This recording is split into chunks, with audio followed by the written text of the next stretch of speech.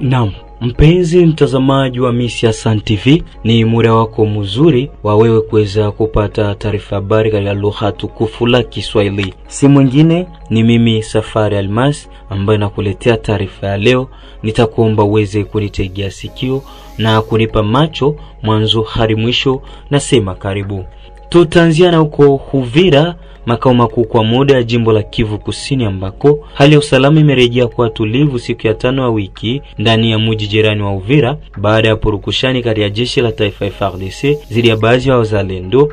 Kwa jambo hilo, Andre Biadunia Mashaka amekemea kwa hali ya juu zaidi kitendo hicho na kuomba viongozi hasa gavana kwa muda kuwajibika vyema.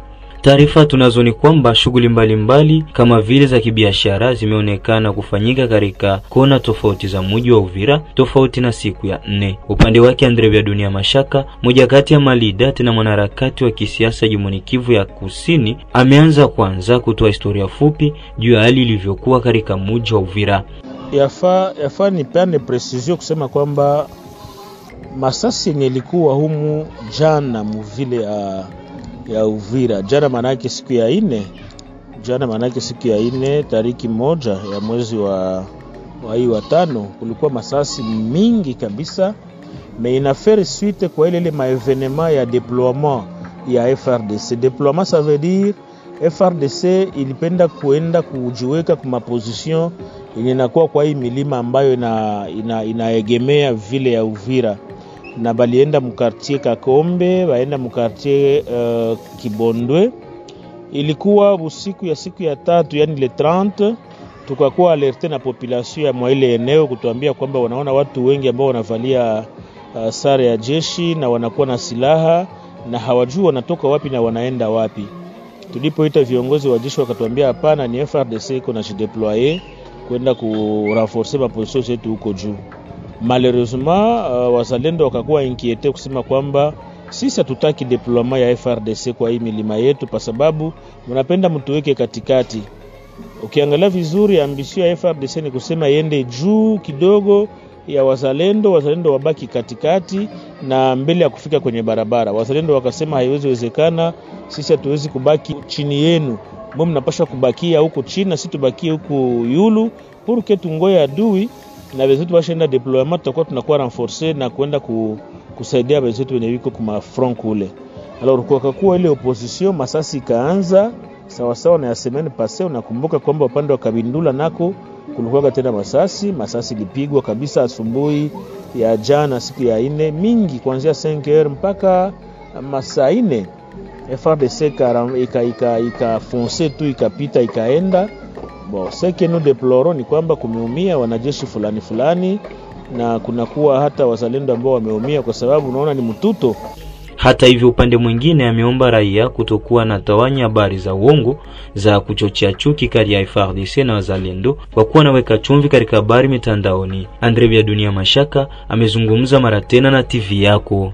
Lakini singependa watu waseme kwamba ni affrontement entre FARDC na wazalendo. Ile ni materme ambayo iko nakuja kutia chachu, iko nakuja kutia karibira, yani essence kumoto. Alors que sisi objectif yetu ni kuona hawa wazalendo na wa FARDC wanatumika kwa intérêt yetu sisi.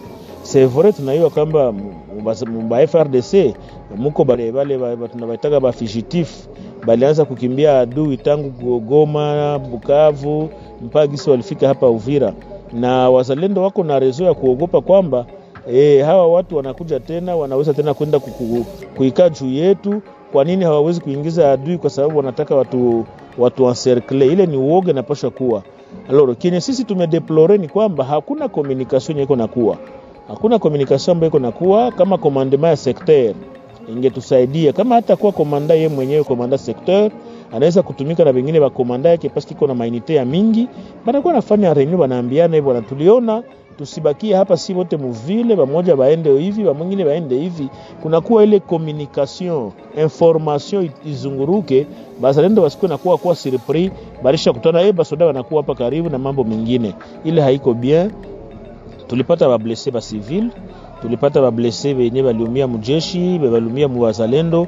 Ile deja ni perte kwetu, tumepoteza kwa sababu wale wazalendo ambao wameumia, wale wanajeshi ambao wameumia lazima wangeenda kukomba.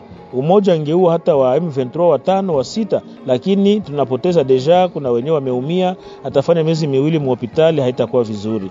Na wale wa civil ambao wameumia tunasema pole sana, lakini tunategemea kwamba hii kitu kisijirepete tena.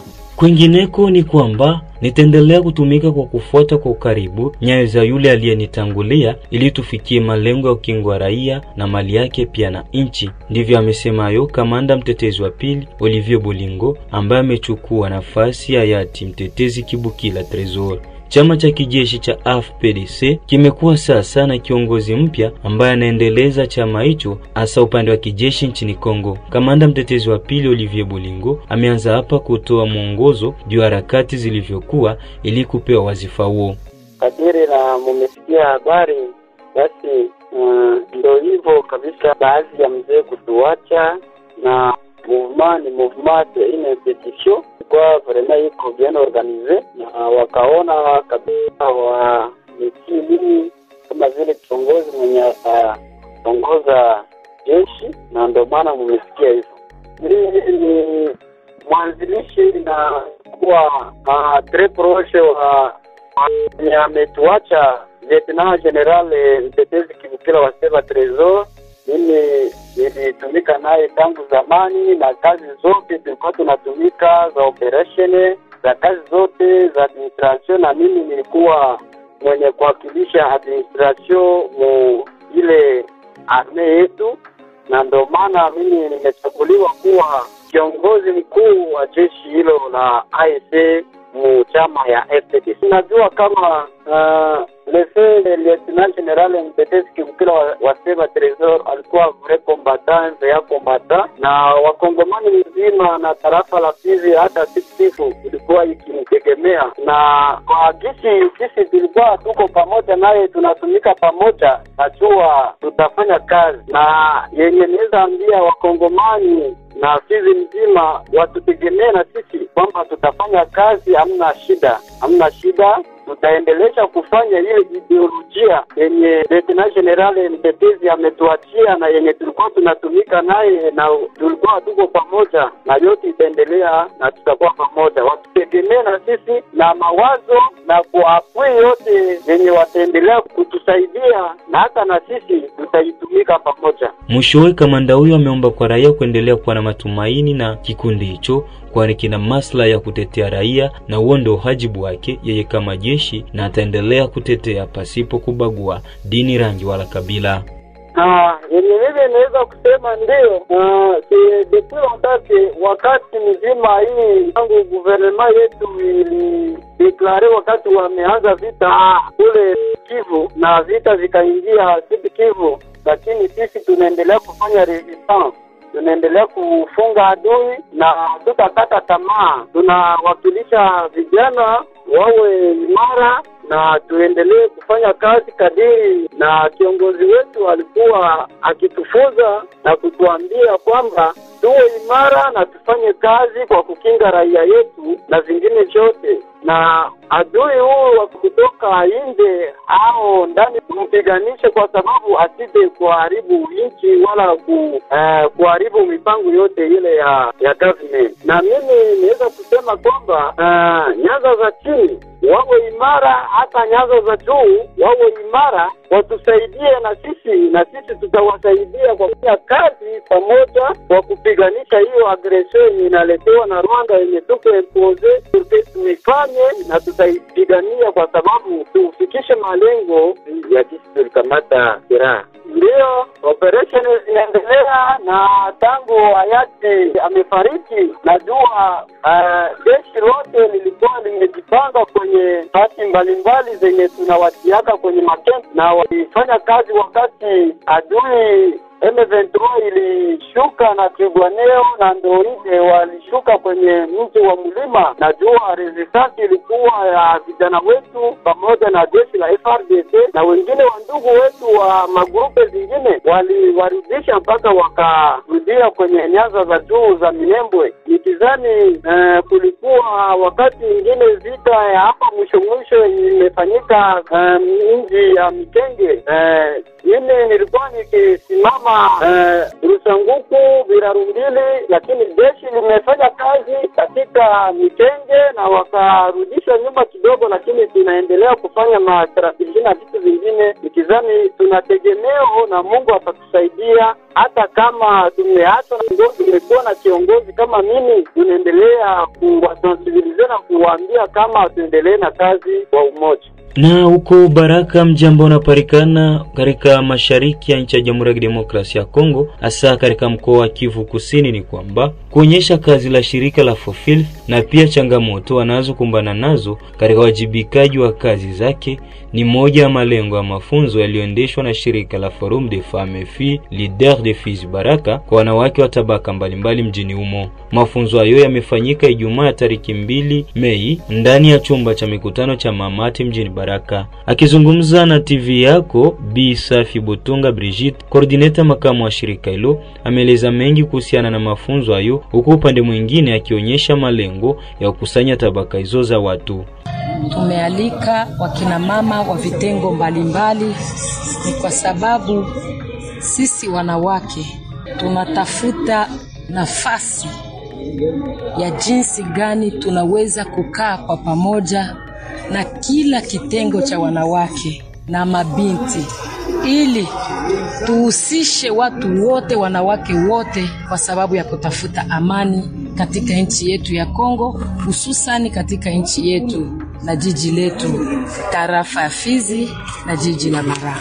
Tulikuwa na waalikwa wetu mbalimbali, tulikuwa na wamama wa chef de quartier, tulikuwa na wamama kutoka kwenye vitengo vya makanisa, tulikuwa na wamama waliotoka kwenye vitengo vya shirika za kibinadamu, na wababa ambao ni wachungaji, pamoja na wababa wanaotumika kwenye shirika za serikali zetu, na tulikuwa na wamama wengine ambao ni mabinti ambao walijisikia nao kuja kushiriki, kwa sababu forum inahusisha pia na mabinti wetu. Katika kikao hiki tumeongea mambo matatu muhimu. Jambo la kwanza ilikuwa kuonyesha forum hii ilianza namna gani, kwa malengo gani, na ina mtazamo gani, na leo ina malengo gani.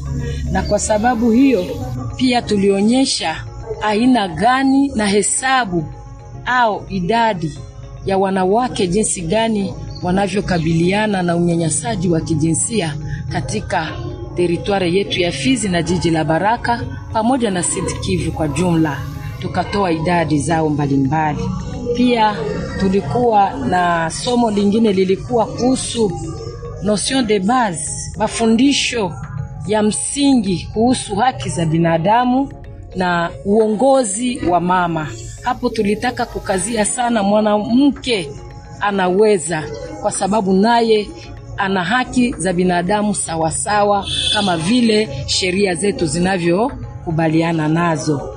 Kwingineko ni kwamba magazeti yanayochapishwa kwa Kinshasa yamezungumzia azimio la pamoja la wapinzani, akiwemo Joseph Kabila, Martin Fayulu na Moise Katumbi, ambao walitia saini kwa kurudi kwa amani ya kudumu mashariki mwa nchi ya Jamhuri ya Kidemokrasia ya Kongo. Kwa mujibu wa gazeti la Congo Nouveau, ambako kichwa cha habari kinasema Joseph Kabila anataka mazungumzo chini ya usimamizi wa Senko ECC, katika tamko hili Martin Fayulu, Moise Katumbi, Delice Sanga na Joseph Kabila walibaini kwa kurizika tena katika tamko la kanuni la huko Washington la Aprili 25 za heshima kwa enzi na kulinda maslahi ya baina ya nchi hizo mbili, kuheshimu mipaka iliyoanzishwa kwa mujibu wa hati ya Umoja wa Mataifa na Jumuiya ya Afrika, na pia kujitolea kwa saini kwa kutokuwa na ugomvi na kutoingilia kati katika masuala ndani ya nchi zingine. Hata hivyo, waliosaini nyaraka hii wanasitiza wanataka kwenda mbali zaidi na wanahitaji mazungumzo ya pamoja ya kiraifa chini ya usimamizi wa Senko ECC. Katika tamko hiyo, upande wa Africa News inaripoti kwamba mrengo mgumu wa upinzani wa Kongo umekuwa ukizuia katika kutafuta suluhisho la kudumu la mzozo ambao umeendelea kwa karibu miaka 5 mashariki mwa nchi ya Jamhuri ya Kidemokrasia ya Kongo. Jumanne, April 30, gazeti hili limeandika kuwa Martin Fayulu, Joseph Kabila Kabange, Delice Sanga na Moise Katumbi walitia saini tamko la pamoja la kutaka mazungumzo ya ndani na kudhibitisha tena uamuzi wao wa kufanya kazi kwa suluhisho la kudumu. Kulingana na tamko hilo, mazungumzo haya yanapaswa kufanya iwezekane kurambua sababu za kina za ndani na za nje za shida na kupata suluhisho endelevu kwa lengo la kurejesha mshikamano wa kitaifa na demokrasia. Gazeti hili la Africa News linaonyesha kwamba pendekezo la wane hawa linalingana na makubaliano ya kijamii ya amani na kuishi pamoja katika DRC na katika ukanda wa maziwa makuu yaliyoanzishwa na maaskofu wa Catholic na wachungaji wa Kiprotestanti. Kwa upande wa gazeti la Quotidien, vinara wa PPRD, SID, Envol na Ensemble pour la République wametoa wito kwa viongozi kuchukua jukumu lao ili kurejesha amani ya kudumu nchini DRC. Katika tamko la pamoja la April 30, gazeti la Econews linakumbusha kuwa Martin Fayulu, Moise Katumbi, Delice Sanga na Joseph Kabila wanaona umuhimu wa mazungumzo ya ndani yenye lengo la kurejesha mshikamano ya kitaifa na demokrasia, kuhakikisha uhuru, haki na kumaliza haraka shida kwa raia wa mashariki na mikoa mingine ya nchi. Kwa kuongeza, gazeti la Reference Plus upande wake linaripoti kwamba viongozi hawa wane wa upinzani wanahitaji kuchapishwa kwa makubaliano yaliyosainiwa na DRC ili kuongeza ujumuishaji wa uchumi kwa kuheshimu uhuru wake. Mwisho, gazeti la Le Phare linasema kwamba wawakilishi wa Marekani, wa DRC, wa Rwanda, wa Togo, wa Ufaransa na Qatar watakutana huko Doha ili kuendeleza kujitolea kwao kwa niaba ya amani, utulivu na ustawi katika ukanda wa maziwa makuu. Mpenzi mtazamaji wa Miss Hassan TV, hadi hapo ndipo tumefika mwisho wa taarifa habari katika lugha tukufu la Kiswahili. Msomaji wako alikuwa ni mimi Luendo Safari. Sina la ziada na kuaga nikisema bye bye.